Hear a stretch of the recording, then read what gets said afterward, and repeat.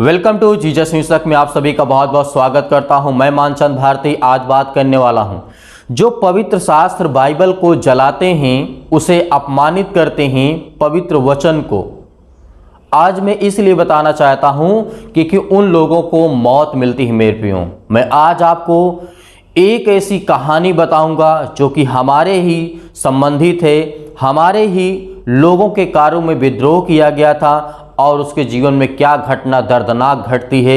मेरे प्रियो, पहले आप इस वीडियो क्लिप को देखिए क्योंकि जो बाइबल का अपमान करता है, पवित्र शास्त्र का अपमान करता है, उसे मौत मिलती है। मेरे प्रियो, क्योंकि प्रभु यीशु मसीह ने कहा था, तुम मुझे ग्रहण करो या ना करो, तुमने मुझे मारा है, तुमने मुझे गाड़ा है, तुमने मेरे ऊपर थूका है, तुमने ऊपर मेरी बहुत सारी यातनाएं दी हैं, मैंने आपके हर एक गुनाहों को, अपराधों को क्षमा कर दिया है।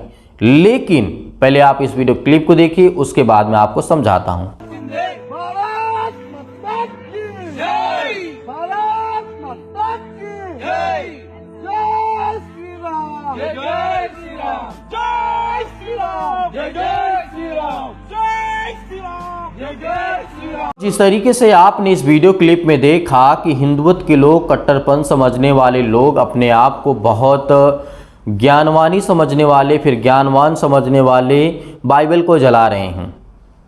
हमें दुख होता है, तकलीफ होता है कि संसार के लोगों ने, पृथ्वी के लोगों ने प्रभु यीशु मसीह को मारा, गाड़ा और उसके ऊपर थूका, उसके ऊपर कोड़ी लगाए गए, उसके ऊपर अपमानित किया गया, बहुत सारी यातनाएं दी गई। लेकिन प्रभु यीशु मसीह ने हर एक अपराध और गुनाहों को क्षमा कर दिया था। इसी सृष्टि पर जब परमेश्वर को, प्रभु यीशु मसीह को क्रूस पर चढ़ाया जा रहा था, प्रभु यीशु मसीह ने कहा कि हे पिता, इन्हें क्षमा कर क्योंकि ये नहीं जानते कि ये क्या कर रहे हैं। लेकिन यहीं पर प्रभु यीशु मसीह ने कहा था, परमेश्वर का वचन कहता है, याद रखिएगा, वो हर एक विरोधी, वो हर एक कट्टरपन अपने आप को जो समझने वाले हैं मेरे प्रियो, क्योंकि उनके लिए मैसेज है, उनके लिए बेहद जरूरी है, क्योंकि जो बाइबल का अपमान करते उन्हें मौत मिलती है। अब यहाँ पर इसलिए प्रभु यीशु मसीह ने कहा था कि तुमने मुझे मारा, कोई बात नहीं, मैंने तुम्हारे अपराधों को और गुनाहों को क्षमा कर दिया क्योंकि तुम नहीं जानते थे। लेकिन जो पवित्र शास्त्र, जो पवित्र वचन का अपमान करेगा, उसके अपराध और गुनाह कभी भी क्षमा नहीं किए जाएंगे। अब मैं अपने जो हमारी जो कमेटी है, मतलब जो हमारे सदस्य हैं, जो हमारे मेंबर्स लोग हैं, हमारे साथी संगाती हैं, जो वचन को प्रचार करते हैं, हम लोग करते हैं और कलीसिया में जा करके प्रचार करते हैं, सुसमाचार देते हैं लोगों को। अब यहाँ पर एक घटना घटती है कि हमारे एक मित्र दोस्त हैं, अच्छे हैं, जो कि और उनके गांव में कम से कम 70 लोग प्रभु यीशु मसीह के वचन पे जाते थे और ग्रहण करते थे, वचन को सुनते थे। ध्यान से सुनिए इस बात को, वहां पर उस गांव से 70 लोग जाते थे और ग्राम का प्रधान था जो कि ठाकुर था, और उन्होंने क्या कहा एक महिला से, जो महिला, उसमें जब 70 लोग हैं तो कोई ना कोई तो मुलाकात करेगा, प्रधान के पास जाएगा। और प्रधान ने कहा कि तुम क्या कर रहे हो, धर्म अपना बदल रहे हो, अपना ये कर रहे हो। और प्रधान ने बहुत कुछ समझाया। तो अब महिला इतनी पढ़ी, इतनी समझदार तो है नहीं, अगर इतना पढ़ा लिखा गांव का प्रधान कह रहा तो सही कह रहा होगा, ठीक है। अब उसके बाद उस महिला ने बंद कर दिया प्रभु यीशु मसीह के वचन को सुनना, प्रार्थना करना, विनती करना, सब कुछ बंद कर दिया। उससे पहले उसके जीवन बहुत खराब था, बहुत तकलीफें थे, बहुत सारी दुष्ट आत्माएं थी उसके घर में, परिवार में। फिर उसके बाद प्रधान के कहने से उसने प्रभु यीशु मसीह को छोड़ दिया, प्रभु यीशु मसीह को उसने छोड़ दिया। अब उसके बाद क्या घटना घटती है, 1 महीने बाद, 2 महीने, जब 1-1.5 महीने बीता, तो तब जब प्रभु यीशु मसीह का विश्वास उसके ऊपर से कमजोर होने लगा, उसका मन भागने लगा दूसरी तरफ, मतलब पूजा पाठ करने लगे, तब उसके बाद क्या घटना घटती है, उसके घर में बहू, उसके घर में बच्चे, उसके घर में बेटी और बेटियां सब एकदम परेशान हो गए। सब शैतान उसके घर में इतना कब्जा कर लिया था कि हर एक व्यक्ति बीमार पड़ गया। अब महिला वो रोती है, बिलखती है, चिल्लाती है। अब वो जा कर के जो हमारे साथी हैं, जो हमारे दोस्त हैं, उनके घर जा कर के कहती है कि हमारे घर में सब बीमार पड़े हुए हैं। तो उन्होंने कहा, तुमने तो प्रधान की बातों को माना है और तुमने प्रभु यीशु मसीह को छोड़ दिया है, जो तुम्हें तुम्हारी ज़िंदगी में काम किया, तुम्हें आशीष दिया, तुम्हें बरकत दिया था। तो उसने फिर भी प्रभु यीशु मसीह के वचन पर विश्वास नहीं किया और जा करके केवल हमारे जो साथी थे उन्होंने कहा तुमने मनुष्यों के ऊपर विश्वास किया और उसने कहा कि तुम अपना धर्म बदल लिए हो और प्रभु यीशु मसीह के वचन पे जाते हो, उसे ग्रहण करते हो, उसे छोड़ दो। जब तुमने उसके कहने पे छोड़ दिया है, अब तुम्हारे घर में दुख आई है, तकलीफ आई है, मतलब प्रधान के कहने पर तूने सब कुछ छोड़ दिया है और तेरे घर में बीमारी आई है, दुख आई है, तकलीफ आई है, तो अब जाकर के उस प्रधान से कह दे कि मेरे घर में दुख है, तकलीफ है, बीमारियां हैं, अब मेरे घर वालों के लिए इलाज करवा, दवा करवा, जो जैसा करना पड़ चाहे वो कह के कर। और जब वो महिला को ये शब्द जवाब मिल जाता है तो महिला जा कर के कहती है, तो कहा है प्रधान यहाँ पे बोलता है ऐसे कैसे हो सकता है, मैंने तो आपको मना किया था जाने के लिए, अब मैं तुम्हारे घर का इलाज या दवा थोड़ी करा सकता हूँ, उनको ठीक करने के लिए मैं तुम्हारे घर में थोड़ी रहूँगा या उनके लिए दवा इलाज अस्पताल जाऊँ या फिर दवा करवाऊँ। तो जब मेरे प्रियो यहाँ पर प्रधान ने पहले तो कह दिया कि आप धर्म परिवर्तन करते हो, आपका जीव, आप अपने आप को मतलब हिंदू से आप ईसाई बना रहे हो। जब वो आपकी बातों को मान ली है औरत, अब उसके जीवन में तकलीफ आई है, दुख आई है, तब वो प्रधान को जाना चाहिए था ना।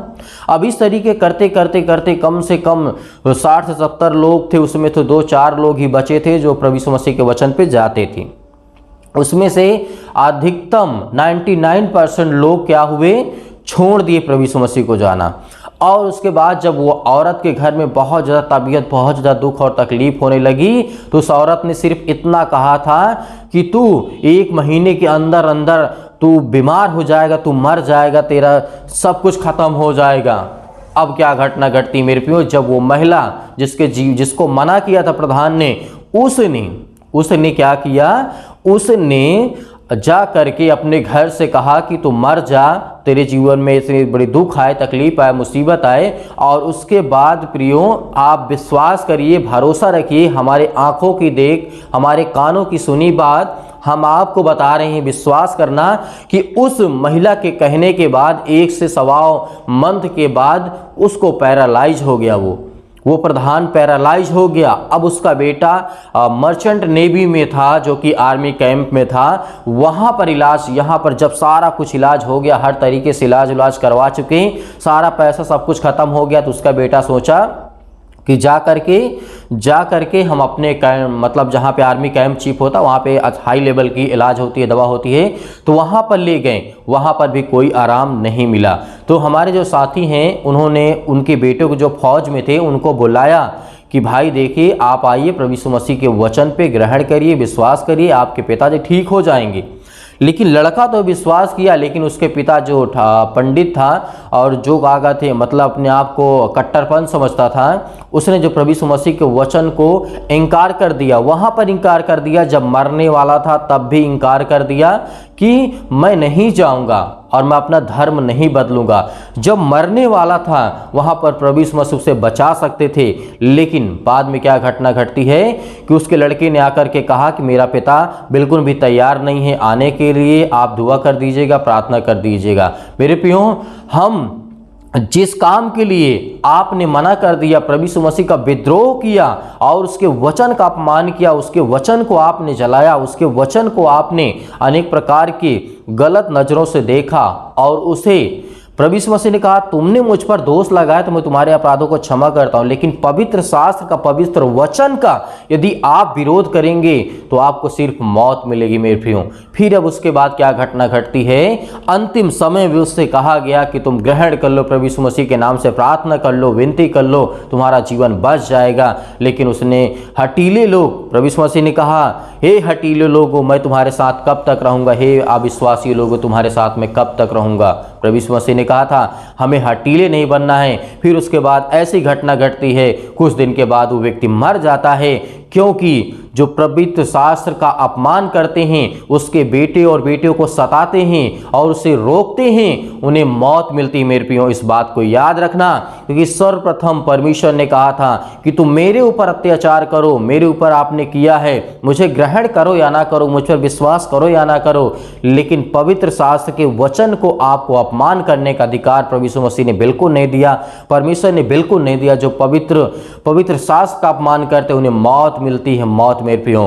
तो मैं विश्वास करता हूं कि आप इस वीडियो को इतना फैलाइए, इतना ज़्यादा से ज़्यादा फैलाइए ताकि लोगों तक पहुंचे, लोग सतर्क हो सकें, सावधान हो सकें, उनकी जिंदगियां बच सकें। क्योंकि जो पवित्र बाइबल को जलाता है, परमेश्वर उनके जीवन को जला देता है मेरे प्रियो। याद रखना, इस वीडियो को यदि आप हमारी यूट्यूब चैनल पे देख रहे हैं तो आपको सब्सक्राइब ही करके जाना है, क्योंकि आपको हमेशा पावरफुल, हमेशा वीडियो मिलती रहेगी, आपको सिखाते रहेंगे।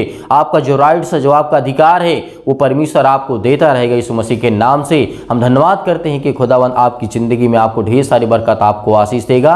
और उन विरोधियों तक जरूर इस वीडियो को पहुंचाइएगा जो अपमान करते हैं पवित्र बाइबल का, उन्हें अपनी जिंदगी बचाने का मौका दीजिए मेरे प्रियो। क्योंकि आप इस वीडियो को ज़्यादा से ज़्यादा शेयर करेंगे, लाइक्स करेंगे, कमेंट्स करेंगे, बताएंगे कि आपके जीवन में ऐसी कभी घटना घटी या नहीं घटी, आपके आसपास में ऐसी कभी घटना घटी है नहीं घटी है। ऐसी एक बात नहीं है, एक बात सिर्फ मैंने बताया, ऐसी बहुत सारी बातें हैं जो कि हमारे ही सत्संग के द्वारा हमारे ही लोगों को रोका गया था, हमारे ही लोगों को परेशान किया गया था, और हमारे ही लोगों को जो प्रभु यीशु मसीह के वचन को ग्रहण करते थे, हमारे ही सत्संग में आकर के, यानी अदर जो भी जगह पे होते थे सत्संग, वहाँ पर जाकर के विद्रोह करते थे।